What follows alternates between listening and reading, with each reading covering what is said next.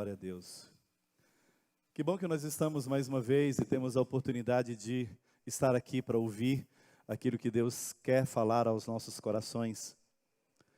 E nós cantamos hoje uma canção que diz: quando a música esmurece, o resto desaparece, simplesmente a ti me achego, ansiando oferecer algo de valor para abençoar teu coração. Mais que uma canção eu te darei, pois apenas uma canção não é o que queres de mim.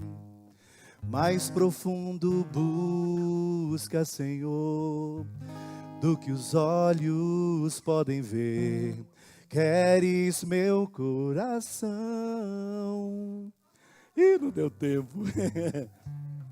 E diz: estou voltando à essência da adoração. Estou voltando para honrar o amado aqui.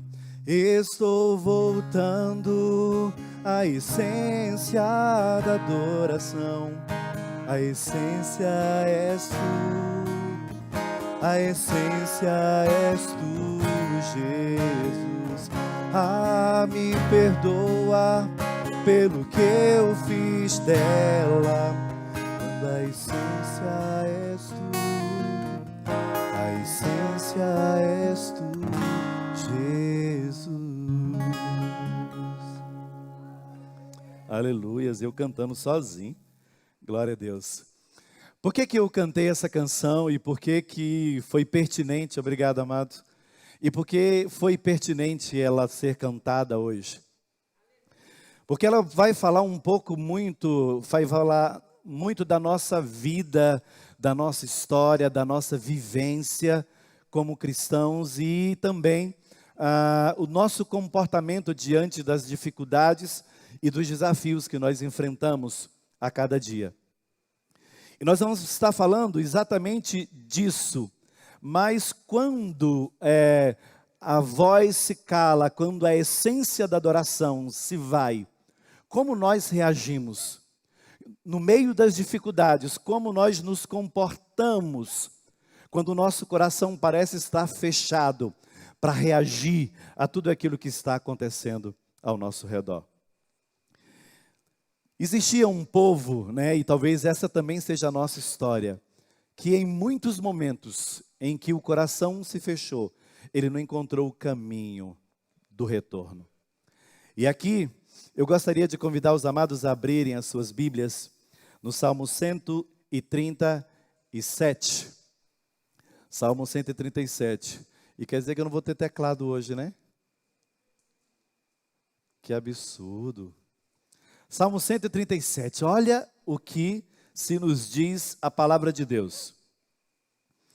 Às margens dos rios da Babilônia nos assentávamos e chorávamos, lembrando-nos de Sião. Nos salgueiros que lá havia, pendurávamos as nossas harpas, pois aqueles que nos levaram cativos nos pediam canções e os nossos opressores que fôssemos alegres. Entoai-nos algum dos cânticos de Sião. E eles respondem: como, porém, haveríamos de entoar o cântico do Senhor em terra estranha? Se eu de ti me esquecer, ó Jerusalém, que se resseque a minha mão direita. Apegue-se a minha língua ao paladar, se me não lembrar de ti, se não preferir eu, Jerusalém, a minha maior alegria. Contra os filhos de Edom, lembra-te, Senhor, do dia de Jerusalém, pois diziam: arrasai, arrasai-a até aos fundamentos. Filha de Babilônia, que há de ser destruída, feliz aquele que te der o pago do mal que nos fizestes. Feliz aquele que pegar os teus filhos e esmagá-los contra a pedra. Isso é a história de um povo que foi escolhido por Deus para ser exclusivamente seu. Às vezes nós nos assustamos com algumas ações nossas.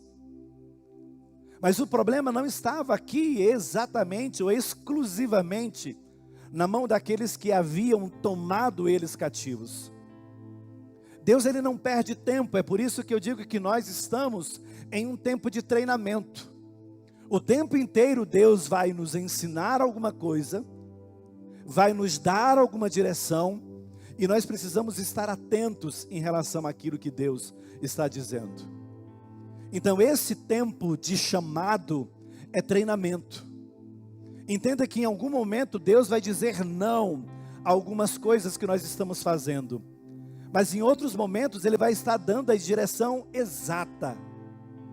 E nós precisamos entender o que Ele diz e em que momento Ele fala. Porque na maioria das vezes, pelo menos no meu caso, o que mais me ensina na minha relação com Deus é o não que Ele diz. E é exatamente isso que Deus está tentando mostrar aqui ao seu povo. Nós estamos falando de um povo que estava escravo durante mais ou menos 400 anos. E Deus é tão bom que mesmo na nossa adversidade, mesmo quando nós estamos distante dEle, Ele projeta, Ele planeja uma maneira de nos trazer de volta ao centro da sua vontade. E Deus tinha um plano de um dia ir até ao Egito e buscar o seu povo. Mas o ir de Deus não significa que Ele não estava lá. O tempo inteiro Deus esteve direcionando, coordenando tudo aquilo que eles faziam naquele lugar. Mas enquanto eles estavam ali escravos, naquele tempo, foram 430 anos em média de escravidão. Mas esse foi o mesmo tempo que Deus usou para planejar e construir e edificar a terra para onde Ele levaria o seu povo. Talvez você possa nesse momento estar vivendo situações bem adversas. Talvez algumas delas você até julgue que não seja digno, isso eu não mereço. Mas se você olhar lá no fundo, como eu disse na última pregação, você vai ver que existe o dedo de Deus em tudo. E quando esse povo chega nessa terra e vê tudo aquilo que Deus havia preparado, eu acho que eles se inebriam com a fartura e começam a experimentar tudo aquilo que Deus havia dado a eles. E aos poucos eles vão se esquecendo da grandeza, da bondade e da misericórdia de Deus. Talvez antes desse povo terem sido levados cativos para a Babilônia, imagina quantos profetas foram usados por Deus. Quantas vezes Deus tentou falar e se comunicar com eles, e eles não deram ouvidos. Então o Salmo 137 é um salmo de lamentação, a respeito de uma situação em que um povo estava vivendo. E aqui eles estão simplesmente parados, apenas lembrando das coisas que já haviam vivido e daquilo que Deus havia dado a eles anteriormente. Nós estamos sendo preparados para mudar a nossa geração. Eu coloquei aqui o tema da pregação, preparando-nos para enfrentar os desafios de mudar a nossa geração. Em algum momento Deus vai nos usar, ou desejar nos usar, para que nós sejamos instrumentos para mudar essa geração. Mas mudar a nossa geração, uma geração, implica primeiro em mudar aquilo que somos e o que sustenta os nossos valores. Israel foi gerado e criado como a menina dos olhos de Deus. Era um povo intocável, ninguém podia tocar, ele era de Deus, e o sobrenome dele era povo de Deus, era propriedade exclusiva de Deus, e ninguém podia tocar. Porque se em algum momento eles viveram em destruição e em perseguições, foi algo que eles próprios geraram e produziram para si mesmos. Não que Deus havia planejado o sofrimento, mas Ele apenas permitiu que pelas circunstâncias aquilo viesse a acontecer. O cuidado de Deus com o seu povo mostrou que nenhum outro povo tinha um Deus tão chegado como o Deus de Israel. Mas o fato de ser o povo de propriedade exclusiva de Deus não determinava que esse fosse o propósito final e definitivo de Deus. Deus, como disse a Abraão em Gênesis, no capítulo 12, Ele diz para Abraão: sai da tua terra, da tua parentela e da casa de teus pais e vai para um lugar que eu te mostrarei. Lá naquele ambiente eu vou te fazer grande, eu vou te fazer poderoso, eu vou encher você de riquezas, eu vou acumular você de bens e prosperidade. E todos aqueles que olharem para você e para a sua descendência, eles vão admirar e vão querer saber quem é o Deus que faz tudo isso na vida desse povo. E quando eles chegarem aqui, não mostre as tuas riquezas, mostre quem eu sou. E foi isso que aconteceu? Não foi. A vontade de Deus, quando Ele separou um povo para ser seu, era dar a eles uma imagem e uma semelhança como a dele, e imprimir em seu coração as suas palavras. Nós somos povo de Deus, estamos aqui em todo tempo, nos alinhando com a palavra de Deus, para ter essa imagem e a semelhança, eu parecer um cristão por fora, e as minhas ações demonstrarem isso, quando eu estiver vivendo. Aqui nós vemos uma clara inversão de valores, nesse povo. Um povo que foi escolhido e cuidado como povo de Deus, rejeitando o propósito para o qual foi gerado. Nós fomos criados para o louvor e glória de Deus. Pode até haver momentos em que a nossa voz vai calar, que o nosso coração não vai sentir desejo de cantar, mas eu definitivamente fui criado para louvor e glória de Deus. E tudo aquilo que eu for, tudo aquilo que eu fizer, precisa e deve demonstrar isso.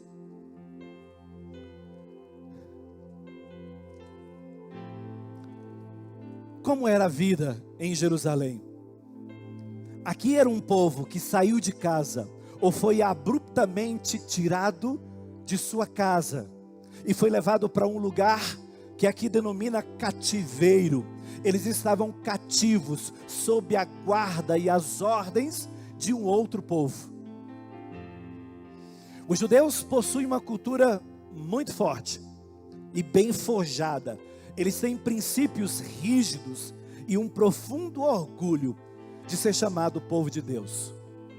Eles não foram apenas escolhidos por Deus, mas receberam dele todos os privilégios que fizeram deles o povo de Israel, temido por todas as nações. Porém, essa exclusividade exigia também lealdade. Muitas vezes, eles poderiam ter demonstrado, exaltado o Deus que fez tudo isso por eles, mas eles preferiram viver as suas vidas fora da dependência de Deus. A vida em Jerusalém era agradável, é a cidade santa. Lá tinha um templo dedicado exclusivamente a um Deus único e verdadeiro. Ninguém, nenhuma outra nação tinha o Deus que eles tinham, e nem viviam uma vida como essas, cumulada de bênçãos e promessas infindas. Todas as palavras ditas a respeito deles foram se cumprindo até o dia em que eles se afastaram da presença do Senhor. Tudo aquilo que Deus disse que faria, o fez. Mas nós temos essa tendência de quando tudo vai bem, nós nos acomodamos na nossa vida e não nos dispomos a fazer aquilo que Deus mandou que nós fizéssemos. Eu posso nessa terra experimentar de muitas coisas, mas eu fui feito exclusivamente para louvor e glória de Deus. Eu estou buscando riquezas, que com as minhas riquezas eu venha louvar o nome do meu Deus. Eu quero ser doutor em alguma coisa, que a minha vida nessa direção também adore o Deus que eu sirvo. O povo de Deus era um povo conhecido mundialmente. A rainha de Sabá ouve histórias e veio para conhecer e saber. Quando ela senta à mesa junto com o rei, ela observa os detalhes, como a mesa é servida, como os servos trabalham, como é o serviço na casa, as decorações, os detalhes, as nuances de tudo, ela observa. E ele entra e vai mostrar tudo, mas mostrou todas as riquezas. Será por isso ou para isso que Deus nos dá e tem o prazer de nos dar aquilo que nós buscamos e desejamos? Não. Eu vou correr, senão eu não vou. Muito pouco se sabe sobre a permanência e vivência do povo de Deus na Babilônia. A Bíblia aqui nos traça em algum momento algumas evidências, mas são 70 anos. É muito tempo. Mas os eventos que conhecemos e que a Bíblia nos mostra, faz um paralelo entre a vida que eles tinham em Jerusalém e agora a vida que eles viviam nesse cativeiro.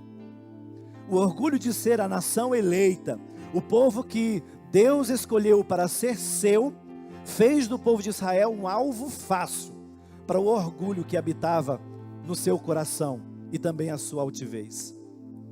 Nós somos o povo eleito hoje também.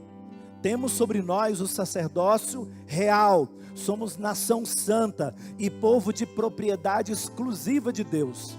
Nós pertencemos a Deus hoje também, mas também temos que entender o princípio da lealdade em relação a tudo aquilo que nós recebemos dele. E quando esse povo chega nessa terra, é Babilônia. Todas as vezes que nós falamos em Babilônia, nós vamos falar em algo que é negativo, que é improdutivo e que não tem nada a ver com Deus. Mas aqui nós entendemos que alguém diz: às margens dos rios de Babilônia nos assentávamos e chorávamos, lembrando-nos de Sião.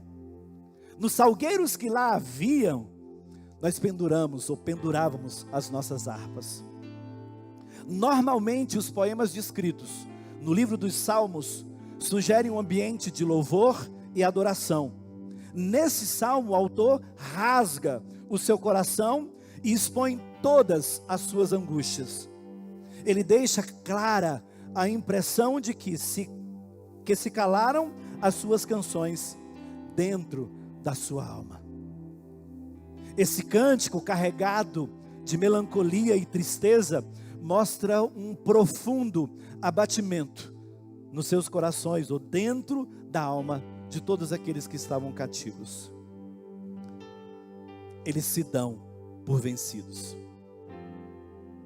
Os meus instrumentos, aquilo que Deus me deu como instrumento de adoração, já não tem mais valor, já não tem mais serventia, e eles abandonam. Eles se calaram como se as suas canções pertencessem a um passado inalcançável, como se fosse algo que nunca mais eles iriam tornar a ter ou fazer. Aqui temos de um lado um povo e um coração sedento de uma paz que nunca experimentou, e do outro um povo com ego ferido de morte que se calou dentro da sua própria alma. Para os babilônicos havia uma clara oportunidade de conhecer um Deus verdadeiro, porque eles sabiam que esse Deus existia e como ele agia na vida do seu povo. Para os judeus, havia a chance de rever os seus valores, os seus princípios e os seus conceitos de vida.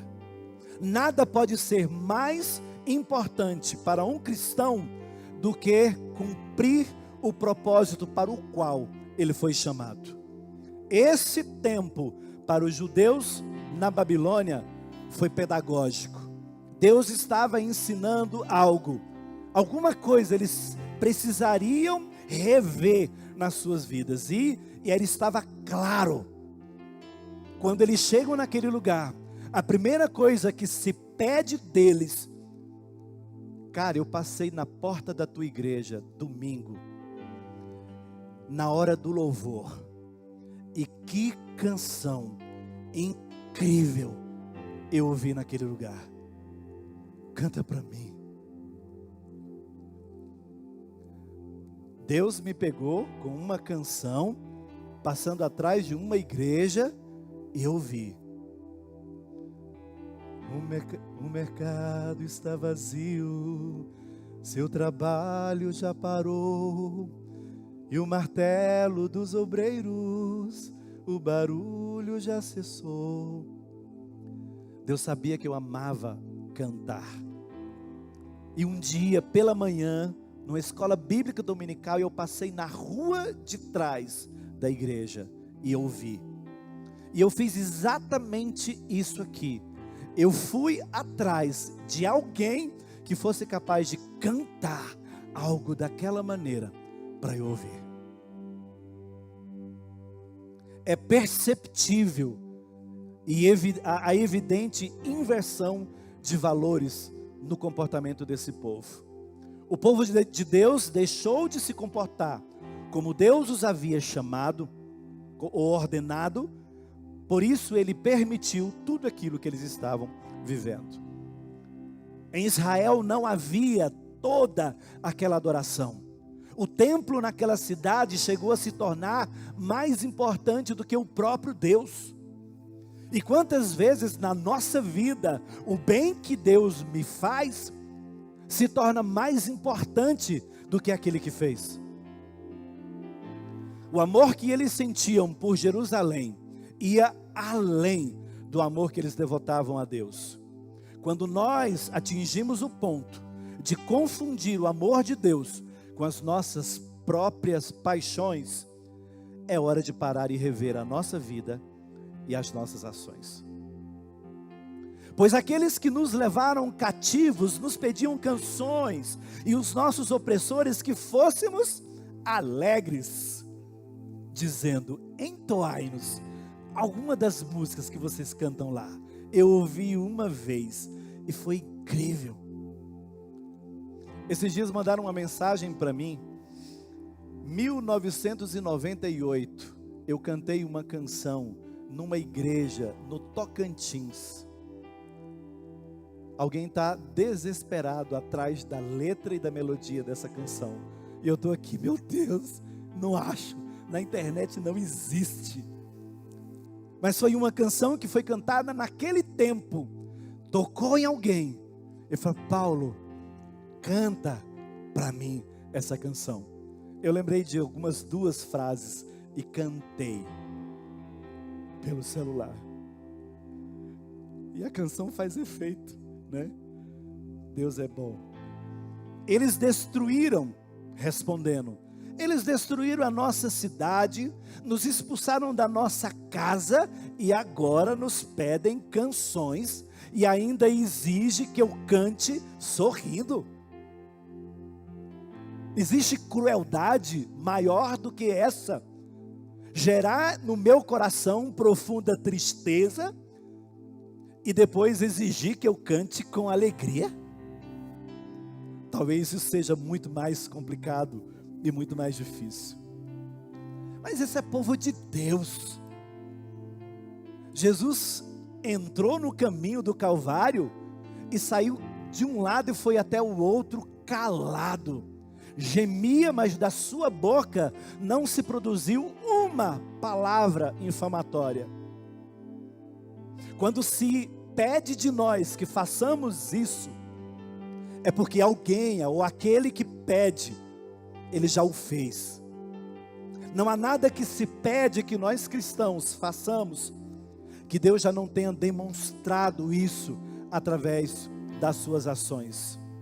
Feridos no seu ego, o povo de Deus tem diante de si um grande desafio: cumprir aquilo que o propósito de Deus determinava em suas vidas, ou viver da amargura que ora tinham em seus corações.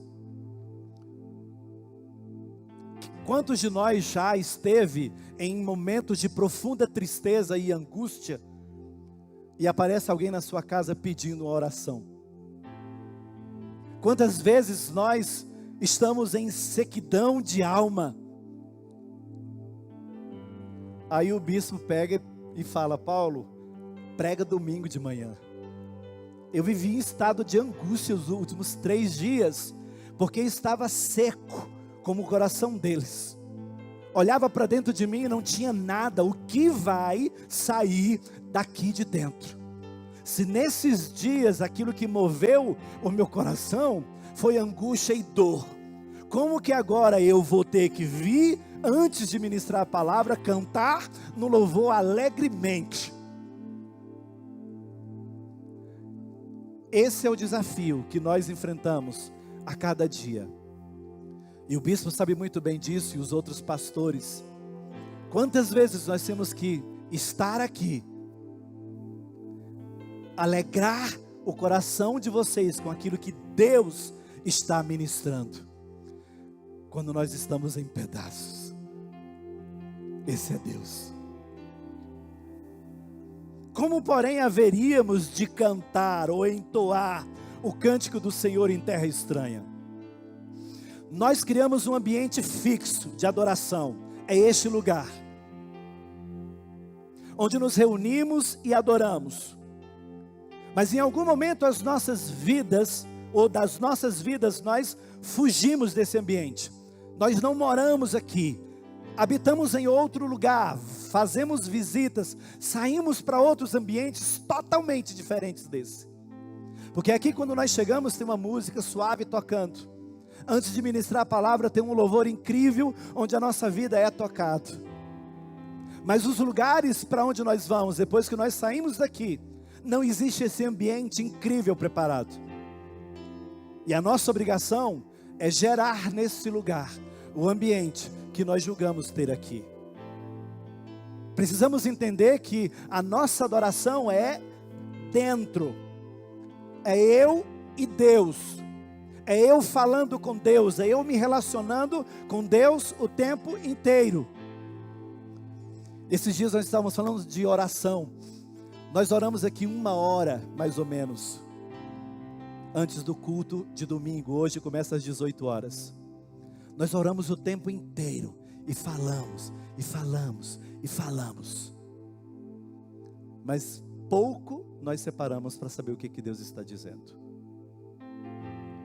Falamos, pedimos, determinamos, mas chega um momento que Deus tem que falar: olha, daquela oração que você fez, aquele pedido que você fez lá no início da sua oração, eu quero dar resposta. Mas a gente está esbaforido porque o culto vai começar.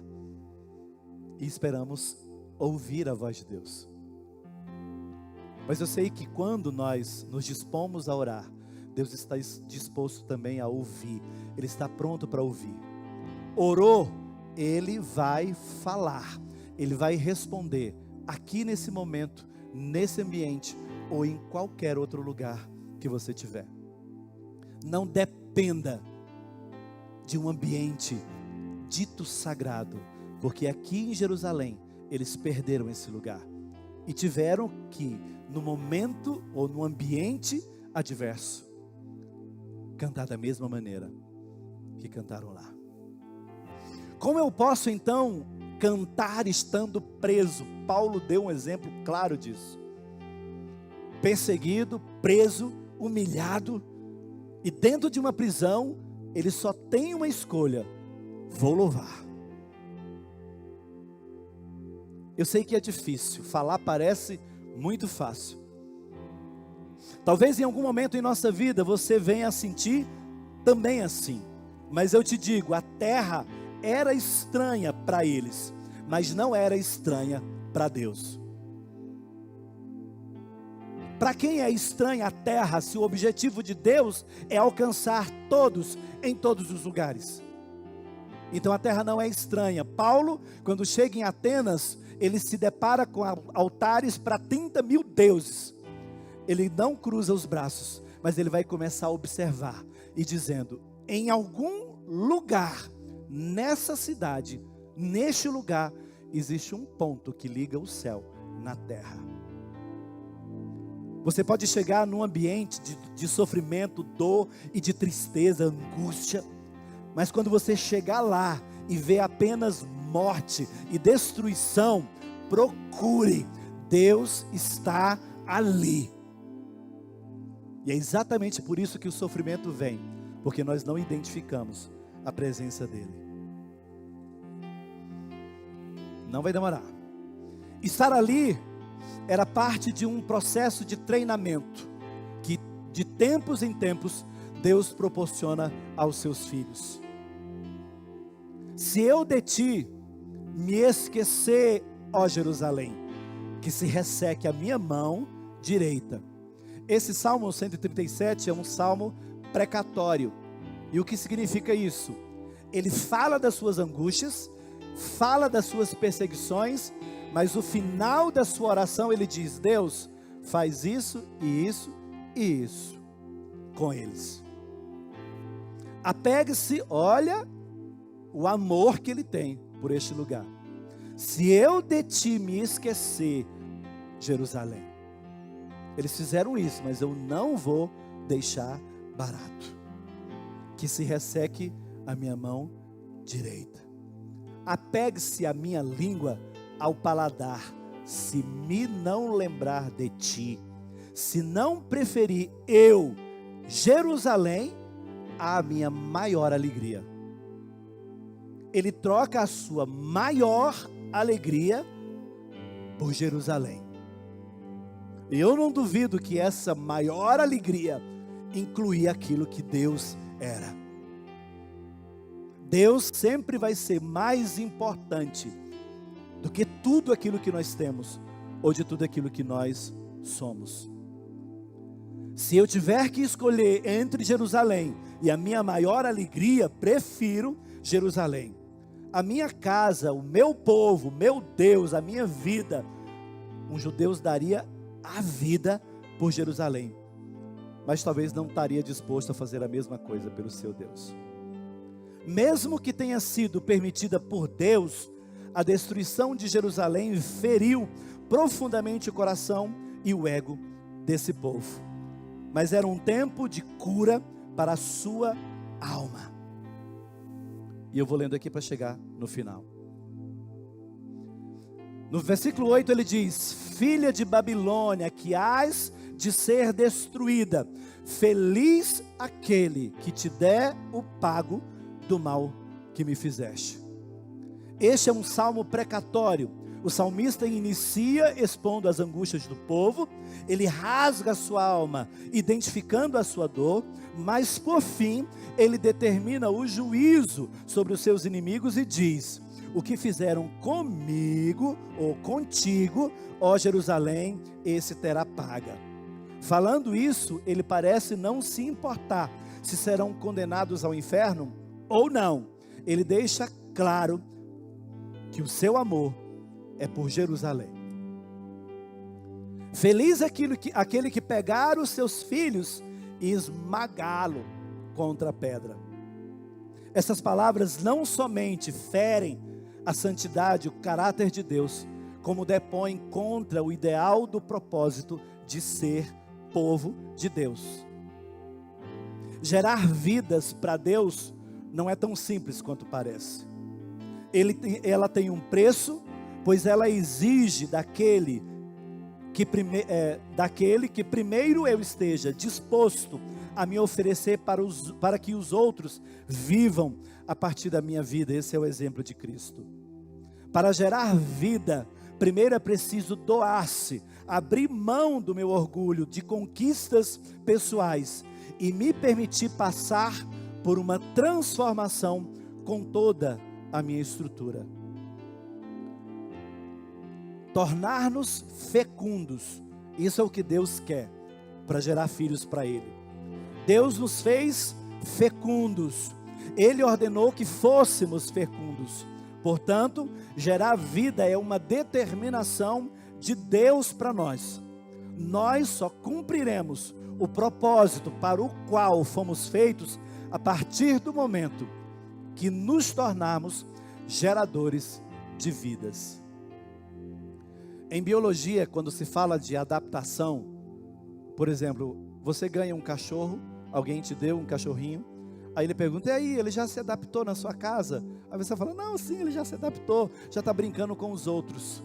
O conceito de adaptação, eu creio que em biologia, me corrijam se eu estiver errado, é quando você chega ao ponto, ou tem a capacidade de gerar vida naquele ambiente.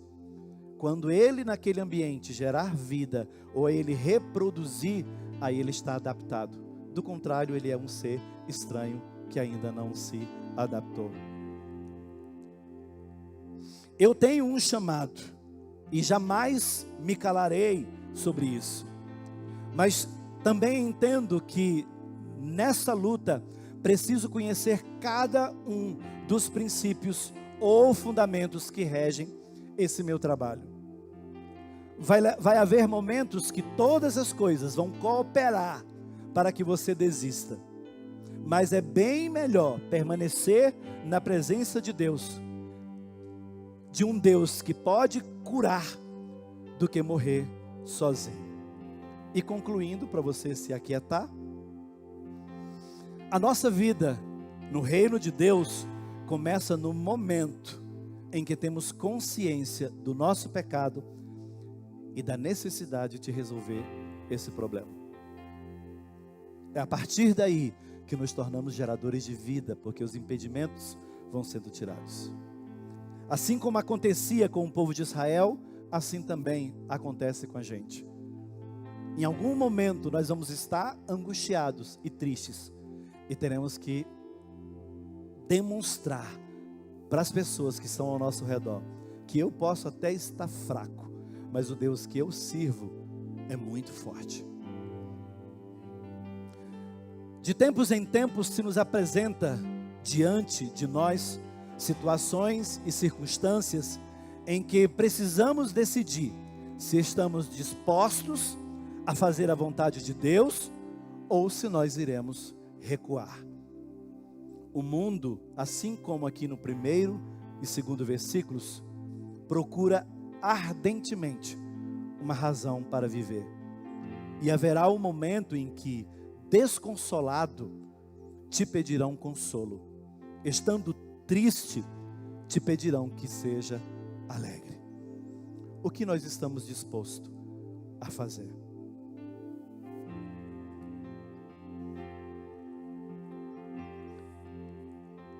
E vou deixar apenas umas perguntas aqui. O que faz uma igreja ser igreja? O que torna também uma igreja, igreja? Como tornar uma igreja corpo? E como tornar esse corpo um organismo? Nós temos na igreja muitas alternativas para você. Quem precisa de um consolo por causa de angústias que estão vivendo e batalhas que enfrentam diariamente, nós temos as campanhas. E Deus tem ajudado muita gente. Tem um desejo ardente de conhecer melhor a Deus. Nós temos na sexta-feira com o pastor Celso a ministração do ensino da palavra. Quer mostrar ou demonstrar que Deus tem feito grandes coisas na sua vida? Nós temos os nossos cultos de celebração, domingo pela manhã e também à noite. precisa dar uma ajustada na vida e moldar o caráter, temos os discipulados. Você que não tem ainda um discipulador, procure alguém com quem você se identifica e fala: olha, eu ainda não estou sendo discipulado, eu queria que você cuidasse de mim. Mas uma coisa é certa e eu te digo: aquilo que Deus sonhou para mim e para a tua vida, não importa o quanto nós esperneemos, Deus vai nos buscar. Amém?